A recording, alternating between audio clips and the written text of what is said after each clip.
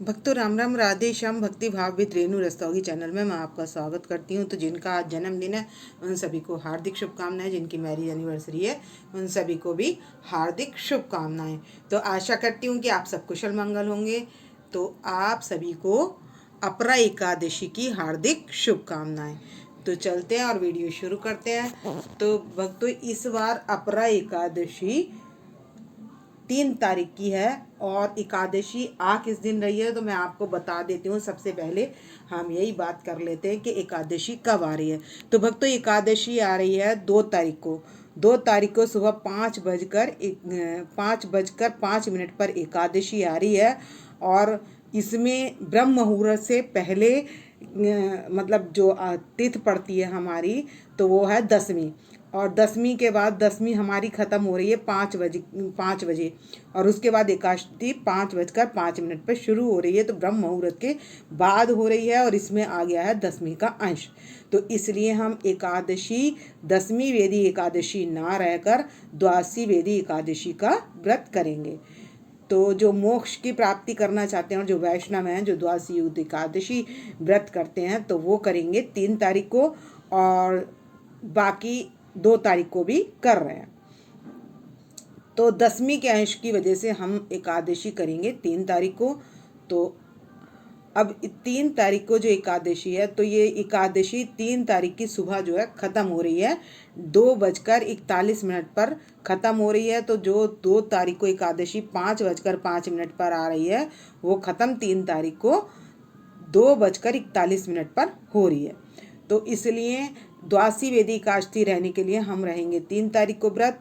तो अब वीडियो शुरू करते हैं। तो सबसे पहले हम चौकी पर पीला कपड़ा, तो भक्तों हम सबसे पहले चौकी पर एक पीला कपड़ा बिछा लेंगे। और पीला कपड़ा बिछाने के बाद आपकी जुगल जोड़ी सरकार, राधा रानी सरकार और लड्डू गोपाल जी जो भी हैं आप उनको पधार लें और उनको तुलसी की माला पहना दें। तो 2 तारीख संडे की है और 3 तारीख मंडे की है। तो दोनों दिन तुलसी नहीं टूटेगी। तो इसलिए हम एक दिन पहले ही तुलसी पत्र तोड़ कर रख लेंगे।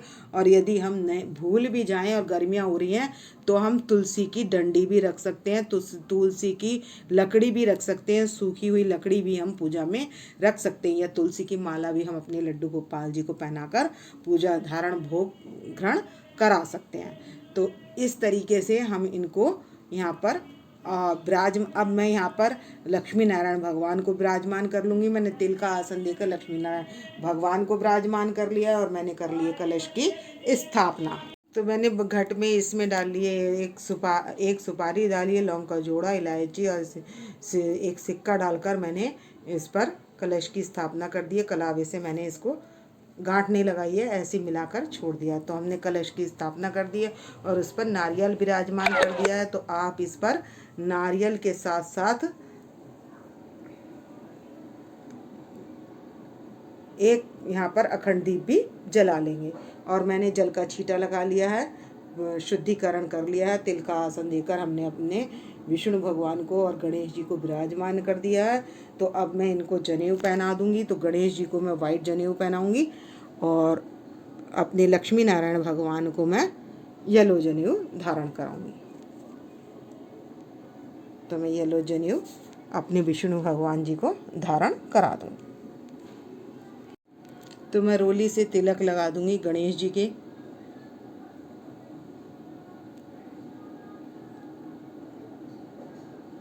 और अपनी राधा रानी के,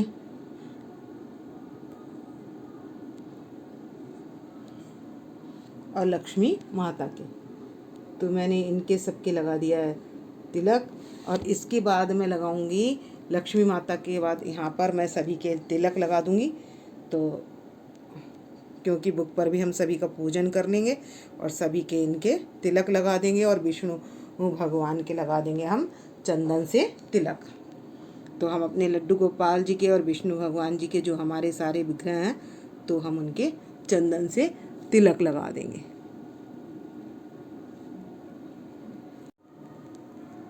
तो भक्तों मैं सभी के चंदन से तिलक लगा दूंगी और अपने विष्णु भगवान जी के भी हम चंदन से तिलक लगा देंगे। और यहाँ हम लड्डू गोपाल जी के भी, तो मैंने सभी के तिलक लगा दिया है। गौ माता के हमने रोली से तिलक लगा दिया है और मैं पहना दूंगी सभी को कलावा रूपी वस्त्र। तो मैंने यहाँ पर भी विष्णु भगवान जी के पास भी पीला पुष्प और लक्ष्मी जी के पास गुलाब का पुष्प, ये सब मैंने अर्पित कर दिया है। और मैंने गणेश जी के पास भी पुष्प अर्पित कर दिया है और विष्णु भगवान जी के पास मैंने सभी के पास मैंने पुष्प अर्पित कर दिया है। और अब हम सभी को पहना लेंगे वस्त्र। तो मैं कलावा रूपी वस्त्र पहनाऊँगी। तो मैं गणेश जी को वस्त्र धारण करा दूँगी और अपने लड्डू गोपाल जी को वस्त्र धारण करा देंगे हम। तो ये कलावा रूपी वस्त्र मैं राधा रानी को, लड्डू गोपाल जी को और गौ माता को और लक्ष्मी नारायण भगवान को, सभी को मैं वस्त्र धारण करा दूंगी। तो लक्ष्मी जी की तरफ लाल कलावा और येलो कलावा मैंने विष्णु भगवान जी की तरफ, इन सभी को मैंने वस्त्र धारण करा दिए हैं। सभी के पास फल अर्पित कर देंगे। तो मैं यहाँ पर सभी के पास फल अर्पित कर रही हूँ। तो ये मैं फल रख दूंगी। विष्णु भगवान जी के पास खीरा रख देंगे, खरबूजा रख देंगे और यहाँ पर हम पीले फल का भोग लगा देंगे। और यहाँ हम गणेश जी के पास फल अर्पित कर देंगे। तो और लाल फल जो है लक्ष्मी जी के पास अर्पित कर देंगे। और जो भी ऋतु फल हैं, रसीले फल, हम अपने लड्डू गोपाल जी को भोग के लिए अर्पित कर देंगे। तो हम एकादशी वाले दिन हम जला लेंगे अखंड दिया और मैंने दीप जला लिया ये। और ये भोग के लिए माखन, मिश्री और मेवा इसका भोग के लिए रख सकते हैं। और आपने यदि कोई मिठाई बनाई है तो वो भी भोग के लिए रख सकते हैं। जो घर पर बनाई हुई मिठाई है उसी का हम भोग लगा सकते हैं। तो और जो तुलसा जी हमें तोड़नी नहीं है तो आप पहले ही तोड़ लें, वो मैं बता चुकी हूँ। और अब हमने क्या करना है, पारायण का टाइम मैं आपको बता देती हूँ। तो जो 2 तारीख को व्रत करेंगे एकादशी का, तो वो करेंगे 5:30 बजे से लेकर 8 बजे तक। और जो 3 तारीख को व्रत रखेंगे वो पारायण करेंगे 4 तारीख को सुबह 5:15 बजे से लेकर 6:15 बजे तक। तो 1 घंटे का टाइम है, तो आप पारायण कर सकते हैं। और 2 तारीख को जो करेंगे वो 3 तारीख को दोपहर में 1:10 से लेकर 2:30 बजे तक, तब भी पारायण कर सकते हैं। और इस एकादशी में तिल से पारायण करनी है एकादशी। और अगर यदि तिल संभव ना हो तो आप तुलसी पत्र से भी कर सकते हैं और पंचामृत से भी पारायण कर सकते हैं और चावल से भी कर सकते हैं। तो वो आप देख लें। और सबसे पहले 10वीं के दिन इसमें नियम लिया जाता है।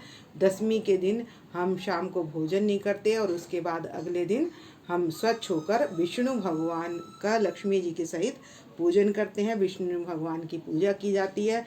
तो ये एकादशी श्री कृष्ण जी से पूछते हैं अर्जुन कि ये जेठ मास की एकादशी कब है। तो जेठ मास की एकादशी है 3 जून की।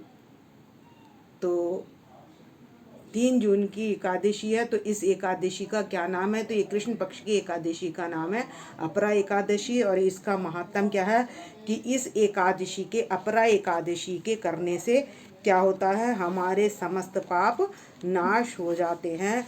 इस एकादशी के करने से ब्रह्म हत्या, भूत पिशाच योनि, जो ये योनियाँ होती हैं, इनका भी हमें झूठ बोलना, शास्त्र ना बनाना, शास्त्र बनाना मतलब शास्त्र के विषय में उल्टी सीधी बातें बोलना और झूठी गवाही देना, वैद बनकर लोगों को ठगना, ये सारे पाप भी इस एकादशी के व्रत से समाप्त हो जाते हैं। और शिष्य गुरु से विद्या ग्रहण करते हैं परंतु बाद में उसकी निंदा करते हैं, तो ये अपराध भी अपरा एकादशी के करने से समाप्त हो जाते हैं। और इस एकादशी के करने से तीनों तीर्थों का फल मिलता है। पुष्कर में स्नान करने से जो फल मिलता है वो इस एकादशी के करने से मिल जाता है। और जो हम कार्तिक मास में स्नान करते हैं तो उसका जो फल मिलता है वो भी इस एकादशी के करने से मिलता है और अंत में स्वर्ग की प्राप्ति होती है। और गोमती नदी में स्नान करने से जो फल प्राप्त होता है वो इस एकादशी के करने से मिल जाता है। और कुंभ में केदारनाथ के दर्शन करने से, बद्रिकाश्रम में सूर्य ग्रहण और चंद्र ग्रहण में, कुरुक्षेत्र में स्नान करने से जो फल मिलता है वो इस एकादशी के करने से, जो हम हाथी घोड़ा सोना दान करते हैं उसका फल जो मिलता है वो भी इस एकादशी के करने से मिल जाता है। और इस एकादशी पे पाप रूपी वृक्षों का काटने का काम करती है और पाप रूपी अंधकार से सूर्य के समान हमें बचाती है। तो ये अपरा एकादशी सब व्रतों में श्रेष्ठ एकादशी है और इसमें विष्णु भगवान का पूजन किया जाता है। और अपरा एकादशी जो है पढ़ने से और सुनाने से सभी पापों का नाश करती है। तो भक्तों, जो हमने दक्षिणा ली है और जो पुष्प है वो हम अपने विष्णु भगवान या गणेश जी के पास अर्पित कर देंगे। तो आप किसी के पास भी विष्णु भगवान जी के या गणेश जी के पास अर्पित कर सकते हैं। तो इसके बाद हम क्या करेंगे, आगे लिखी हुई होती हैं 26 एकादशियाँ, क्योंकि हर एकादशी पुण्य प्रदान करने वाली होती है और 10वीं एकादशी के व्रत करने से हमारी कई एकादशियों का फल चला जाता है। इसलिए मैं 10वीं वेदी नहीं रहती हूँ। तो अब ये उत्पन्ना एकादशी, मोक्षदा एकादशी, सफला एकादशी, ये एकादशियों के नाम है। 26 एकादशियों के नाम आप यहाँ से पढ़ लें। और उसके बाद आप आरती कर लें। आरती कौन सी करेंगे, विष्णु भगवान जी की और गंगा जी की, क्योंकि गंगा जी विष्णु भगवान के चरणों से निकली हैं। तो हम कर लेंगे घंटी बजाकर विष्णु भगवान की आरती। तो मैं करूँगी बांके बिहारी की आरती। तो आप विष्णु भगवान की कोई भी आरती कर सकते हैं। आपको ओम जय जगदीश याद है तो आप वो भी कर सकते हैं। विष्णु भगवान की आरती करनी है। तो यहाँ मैंने बजा लिए घंटी, घंटी बजाकर हम कर लेंगे आरती। बांके बिहारी तेरी आरती गाऊं, हे गिरधर तेरी आरती गाऊं, आरती गाऊं, प्यारे तुमको मनाऊं, हरि चरणों में शीश झुकाऊं, मैं बांके बिहारी तेरी आरती गाऊं, चरणों से निकली है गंगा प्यारी, जिसने सारी धरती तारी, देख युग। लेंगे हम गंगा जी की आरती। ओम जय गंगे माता मैया, जय गंगे माता, जो नर तुमको जाता सो नर तर जाता, ओम जय गंगे माता। और इसके बाद हम पुष्पांजलि अर्पण कर लेंगे। पुष्पांजलि अर्पण करूं, ग्रहण करो महाराज, कृपा दृष्टि अब लो कि शरण पड़े की लाज। तो हम पुष्पांजलि अर्पण कर देंगे अपने विष्णु भगवान जी के पास। और इसके बाद हमसे कोई ना कोई त्रुटि अवश्य रह जाती है पूजा करने में, तो उसके लिए हम कर लेंगे क्षमा प्रार्थना। तो कर्पूरी गौरम करुणावतारम, संसारी सारम भुजगेन्द्रहारम, सदा वसंतम हृदयारविंदे भवम भवामी सहितम नमामि।